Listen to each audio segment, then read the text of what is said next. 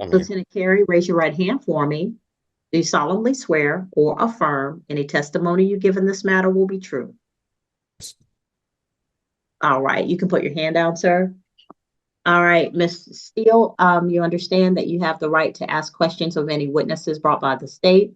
The state has the burden of proving the case against you beyond a reasonable doubt. You do not have to give any testimony or evidence against yourself. You have a Fifth Amendment right against self-incrimination, and the state needs to prove the case beyond a reasonable doubt. All right, do you understand? Yes. All right, Mr. Tipton, you may introduce your witness. Yes, Your Honor. Lieutenant Carey, please state your name for the Zoom call. Lieutenant Jonathan Carey, All right. And Lieutenant Carey, how are you currently employed? currently the lieutenant for the Clayton County Sheriff's Office Black Hawk Traffic Unit. And how long have you been with the Clayton County Sheriff's Office? The Sheriff's Office, probably a little over 2 years. All right, we're starting light. Just a couple traffic charges, right? Following too close, improper lane change, nothing crazy. Yet. But wait, listen to the judge laying it out calm. Composed, leans forward slightly, you can tell she's already locked in. And Miss Steele just hits yes, like this is routine, nah. Something feels off already. Why does this feel like it's about to escalate real fast? And you have prior experience before that, correct? Yes, I was with the Clayton County Police for about 4 or 5 years. Okay. And during that time, both with the Sheriff's Office and the Police Department, have you been post-certified? Yes, Okay. And being post-certified, are you authorized to investigate crimes, issue citations, and make arrests based on your investigations? yes, I am. Okay, then. So I want to bring your attention to March 20th of 2024. Were you working for the Clayton County Sheriff's Department at that time? Yes, And were you on duty that day? yes, I was. Okay. Did you at any point in time have occasion to make contact or initiate a traffic stop with a white Chevrolet Trax that was driven by Miss Sydney Steele? Yes. Okay. Can you tell me about what drove you to, or what caused you to initiate contact with Miss Steele? Yes. So during my role during the day, I look for erratic lane changes, reckless drivers, speeders. So while traveling northbound on Bear Boulevard, passing over 88, I was monitoring traffic in my rearview mirror. I observed a white SUV changing several lanes, not giving the public enough notice that she was changing lanes, nor was she using a nor was the vehicle using a turn signal. I observed the vehicle getting closer to me as she was changing lanes. She was also following another vehicle too close. Once she changed from lanes two back to lane one several times, she passed me. I'm sorry, from lane three to lane two, she passed me in lane three. And that's when I conducted a traffic stop on that vehicle and spoke with the driver. While speaking with the driver, she advised that she was in a hurry to get to Atlanta because she had a hair appointment. Okay. You stated she didn't use any turn signals. Is that correct? Correct. Okay. And what was the basis of the following too close? She was following another vehicle too close as she was changing lanes. Based on your knowledge, your training, and your experience, as well as what you observed, was that a safe maneuver for her to make? No, it was not. Okay, now the officer jumps in credentials, experience, the whole I've seen it all speech, classic setup. But wait, he starts describing her driving like it's a fast and furious audition, multiple lane switches, no signals, riding bumpers, and then I had a hair appointment. Bro, what? Judge raises eyebrows slightly, lips pressed together, you know she caught that. This just went from traffic stop to comedy real quick. But is he exaggerating? Would a reasonably prudent driver um, was a reasonably prudent driver would a reasonably prudent driver have followed that closely? No. And if that vehicle in front of her would have slammed on the brakes, she would have been at fault, and that definitely probably would have caused an accident. Okay. And with the improper lane change, was there anything improper? Tell me about what was improper about that lane change besides just the signal. So when you change lanes, you have to give the public enough notice that you're about to change lanes, which she failed to do. Okay. several times, not just one time. Okay. So about how many lane changes did you observe? I believe I observed 3. So she went from the number 3 lane to the number 2 lane, then back to the number 3 lane. Okay.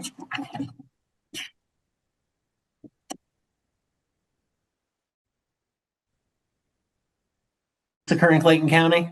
Yes, it did. Okay. I have no further questions at this time. All right, Ms. Steele, did you have any questions of Lieutenant Carey? Yes. Go ahead, ma'am. So you said that you were observing me in your rearview mirror when I Correct. did all of these okay. So if you're observing me in our rearview mirror, how are you able to see how close I'm driving behind another car if you're looking Now, he doubles down, saying it was dangerous, could have caused an accident, like he's painting this as a full-on hazard situation. I mean, he's not backing off at all. Not a safe maneuver. Yeah, okay, sir, we get it. Judge tilts head. Watching closely, she's analyzing every word now. But hold on. Miss Steele hasn't even really fired back yet, and something tells me she's been waiting. the car that's in front of me, you wouldn't be able to see my car. I can see your car and the car in front of you. Got you. So how are you able to determine how close my tires were to the trunk of the car in front of me? I can't determine how close your tires are, but I can determine how close your bumper is to their rear bumper And how are you able to do that? by looking at it. And what did you see? How close was I, if you had to guesstimate?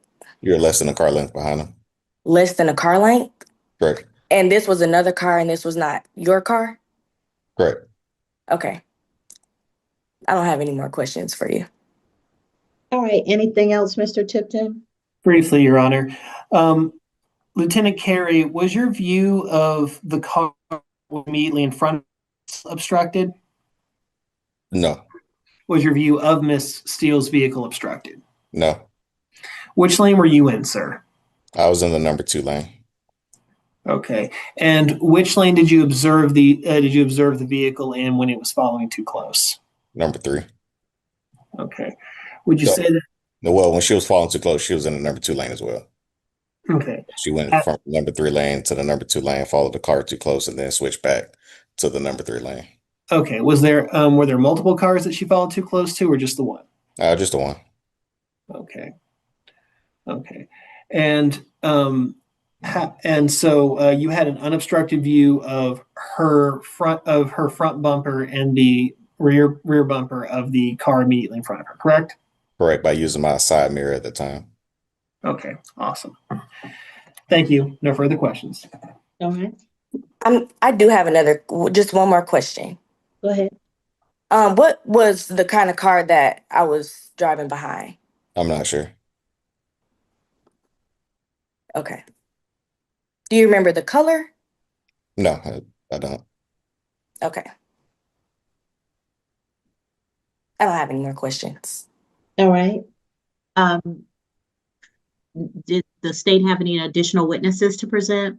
No, Your Honor. State's going to rest at this time. All right, Ms. Steele, did you wish to present evidence and testimony? Yes. All right, you understand that you're not required to present any evidence or testimony? Yes. All right, and you're waiving your right to remain silent in order to offer evidence and testimony? Yes, ma'am. All right, raise your right hand for me. You solemnly swear or affirm any testimony you give in this matter. OH snap, here we go. She starts cross-examining him. You saw me in your rearview mirror, so how you judging distance? UHHH, that's actually a solid point. Judge leans back slightly. Eyes narrow, yeah, she's paying attention now. And the officer's like, I just looked at it. Sir, that's your explanation. Chuckle, he says, less than a car length. But that sounded real, guessy. Is his whole case starting to wobble? Will be true. Yes. All right, you can put your hand down. Go ahead, tell me what you need me to know. Okay, so the day this happened, I stopped at the gas station. At the time, I was 6 months pregnant. I stopped at the gas station, grabbed some water. I get out of the gas station. I turn right. As soon as I turn right, I turn into a light. I pulled behind the police officer. No other car was in front of me other than the police officer. When the light changed, it's like he wasn't moving. So I put my signal on to get in the lane to the right of me. I got in the lane to the right of me. He then got in the lane behind me. And I looked in my rearview mirror and I'm like, he is driving so close to me. Like, he was so close.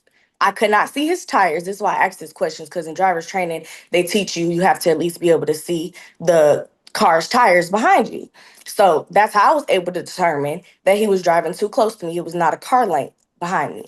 So then I'm like, okay. So I put my signal on, get back in the left lane. He gets back in the left lane. So I'm like, what is happening right now? Like, I was so confused as to what's happening. I'm like, am I in his way? What's going on? So then I did get back into the right lane. And when I went to get into the right lane, that's when he turned his light on and pulled me over. And I was confused as to, one, why he chose to do that. Because like I said, I was just confused. And I asked him, I said, why did you pull me over? And he said, are you in a hurry or something like that? And I was like, well, I'm trying to get to my hair appointment because I was going to get my hair done for my baby shower. And he's like, okay, and then asked for my information. And when he came back and told me, one, driving too close, I'm like, how was I driving too close when I pulled up behind you at a red light? So I literally was not driving. You weren't driving. The light was red. And then when the light changed colors, you didn't really take off. So I'm like, okay, let me get out of this man's way because I have somewhere I have to go. And clearly does not. So that's when I got over. And also, I have a 2024 Chevy Trax. My car, you literally cannot switch lanes without putting your signal on because it will jerk you back. Wait. Did she just say she's 6 months pregnant? Nah, this just flipped the whole vibe. Now she's saying he was the one driving too close, not her. Bro, what is going on? Judge's posture straightens, eyes widen just a bit. Yeah, she did not expect that twist. And now every lane change suddenly sounds like survival mode, not reckless driving. So, who's actually telling the truth here? Back into your lane. So, for one, I don't change lanes, especially while I was 6 months pregnant, without giving anybody proper notice, because I wouldn't want to put myself or my son in danger. And then that's why I also asked, what was the car? Because, there literally was not another car in front of me other than him. And then when I got over, for him to see all of these different lane changes, he was right behind me. And I did switch lanes that many times because he was driving so close up on my bumper to where he was correct. If I would have put on my brakes, he would have hit me in the back of my car.